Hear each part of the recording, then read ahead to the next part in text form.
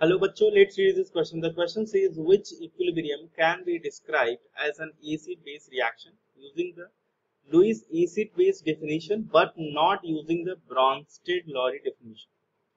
बच्चों यहाँ पे आपका की कॉन्सेप्ट हो जाएगा, आपको पता होना चाहिए एसिड और बेस का डेफिनेशन क्या होता है according to Lewis acid base definition और according to Bronsted Lowry definition, है ना। अकॉर्डिंग टू ब्रॉन्स्टेड लॉरी क्या होता है एंड अकॉर्डिंग टू लुईस क्या होता है, तो चलिए बच्चों समझते हैं। तो लुईस के केस में क्या होता है बच्चों, लुईस के केस में ये कहा जाता है कि ऐसे species which can donate lone pair are called base and which can accept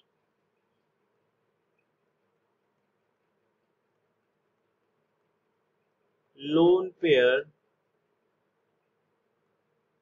are called acids, है ना। और ब्रॉन्स्टेड के केस में ये कहा गया कि ब्रॉन्स्टेड के केस में ये कहा जाता है बच्चों which can accept proton बोले तो H plus which can accept proton are called as bases and which can donate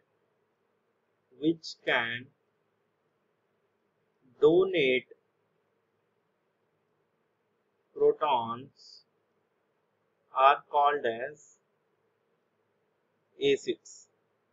तो बच्चों ये दोनों का डेफिनेशन है। ब्रॉन्स्टेड और लॉरी के हिसाब से जो भी प्रोटॉन को एक्सेप्ट करता है वो बेस होते हैं, जो प्रोटॉन को डोनेट करता है वो एसिड्स होते हैं। अब चलिए बच्चों ये रिएक्शंस को हम देख लेते हैं कि रिएक्शंस में क्या क्या चीजें हैं। तो बच्चों अगर मैं पहले रिएक्शन की बात कर रहा हूँ तो जो आपका पहला रिएक्शन है वो बच्चों है 2NH3 is reacting with H2SO4 and it is giving us 2NH4 plus SO4 minus. तो बच्चों यहाँ पे देख सकते हो कि NH3 ने क्या किया है, एक्सेप्टेड प्रोटॉन, बट हमको किसके हिसाब से बताना है, हमको लुईस के हिसाब से बताना है। तो ये जो है ये पर्टिकुलर इक्वेशन आपका सही नहीं होगा क्योंकि इक्वेशन में हमसे पूछा जा रहा है कि लुईस के कॉन्सेप्ट के हिसाब से आप बताइए, ब्रॉन्स्टेड लॉरी के हिसाब से नहीं। तो यहाँ पे NH3 ने प्रोटॉन को एक्सेप्ट किया और अमोनियम आयन का फॉर्मेशन हुआ है।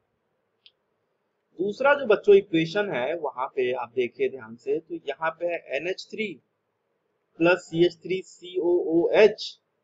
अगेन बच्चों यहाँ पे क्या है NH4 plus and plus CH3COO minus, है ना।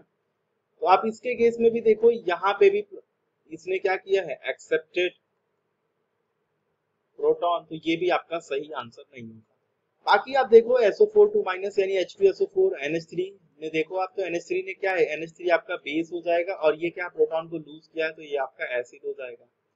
सिमिलरली यहाँ पे भी आपका बेस और ये आपका एसिड क्योंकि इसने H प्लस लूज किया है।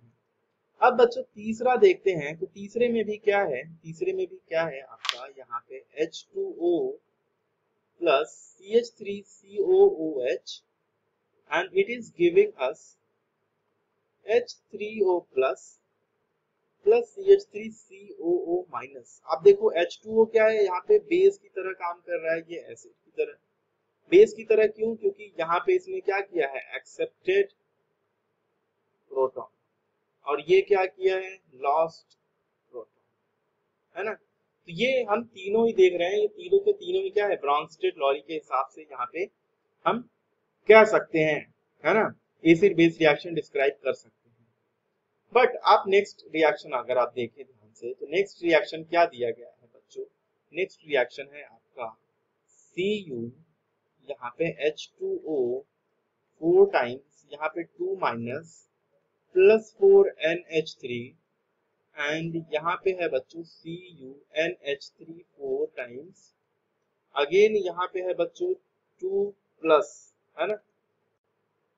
हाँ तो बच्चों यहाँ पे 2+ होना चाहिए। अब देखिए यहाँ पे हो क्या रहा है, यहाँ पे ये जो Cu है, यहाँ पे Cu में आप अगर ध्यान से देखो तो पहले ये जो H2O है ना, H2O क्या कर रहा है, यहाँ पे H2O एक्चुअली इसको इलेक्ट्रॉन्स डोनेट कर रहा है। तो आप समझिए अगर ये लिगेंड है तो यहाँ पे इलेक्ट्रॉन्स को डोनेट कर रहा है Cu को ये। बट यहाँ पे आप देखो H2O बाहर हो गया। तो पहले क्या कर रहा था, ये इलेक्ट्रॉन डोनेट कर रहा था, बाद में फिर यहाँ पे इलेक्ट्रॉन डोनेट नहीं कर रहा है। तो यहाँ पे मैं लिख सकता हूँ this particular reaction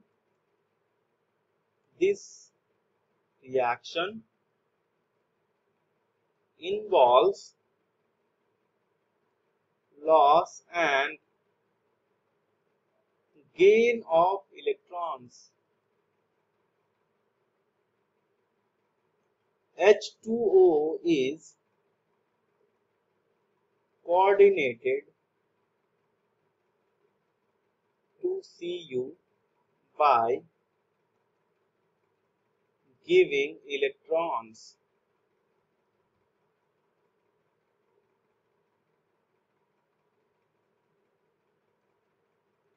It is then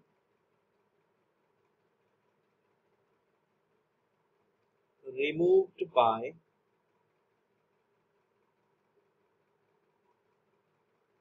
withdrawing electrons. बच्चों यहाँ पे आप देख सकते हो कि H2O पहले इलेक्ट्रॉन को डोनेट कर रहा था, फिर बाद में ये रिमूव हो गया है ना, फिर बाद में NH3 इलेक्ट्रॉन को डोनेट करने लगा Cu को। तो यहाँ से मैं कह सकता हूँ आपका जो करेक्ट ऑप्शन होगा बच्चों वो हो जाएगा ऑप्शन डी, और बाकी सारे के सारे ऑप्शन जो हैं वो इनकरेक्ट हो जाएंगे। सो बच्चों hope you understood it well, best of luck.